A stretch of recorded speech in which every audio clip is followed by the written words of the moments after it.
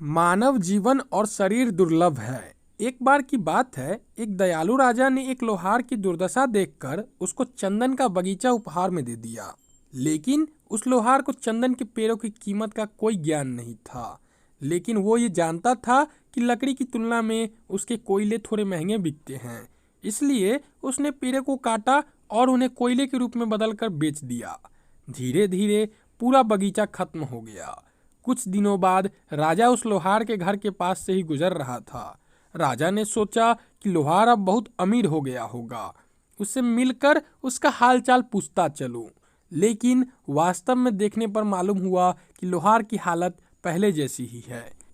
राजा को आश्चर्य हुआ। राजा को लोहार ने बगीचे के साथ क्या किया उसका पता चला। राजा को लोहार की अज्ञानता से दुख हुआ। राजा ने लोहार से पूछा, क्या तुम्हारे पास उन पेड़ों का कोई हिस्सा बचा है? तब लोहार ने कुल्हाड़ी का हटाया, राजा को दिखाया। राजा ने उस चंदन की लकड़ी को लेकर लोहार को एक चंदन के व्यापारी के पास भेजा। लोहार को उस एक छोटे से टुकड़े के लिए बहुत सारा पैसा मिला।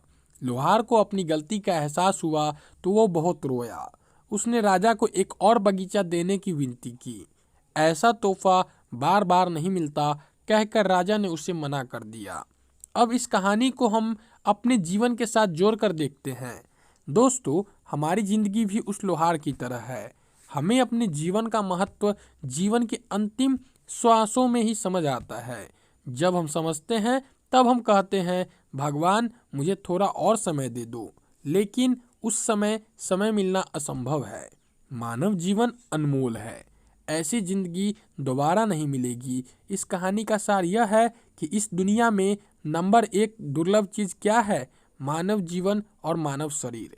इस चंदन का मूल्य समझ लो, वरना उसका कोयला तो होना ही है। दोस्तों, आशा करता हूँ कि आपको ये कहानी पसंद आई होगी और आपको इस कहानी से ज़रूर कुछ सीखने को मिली होगी।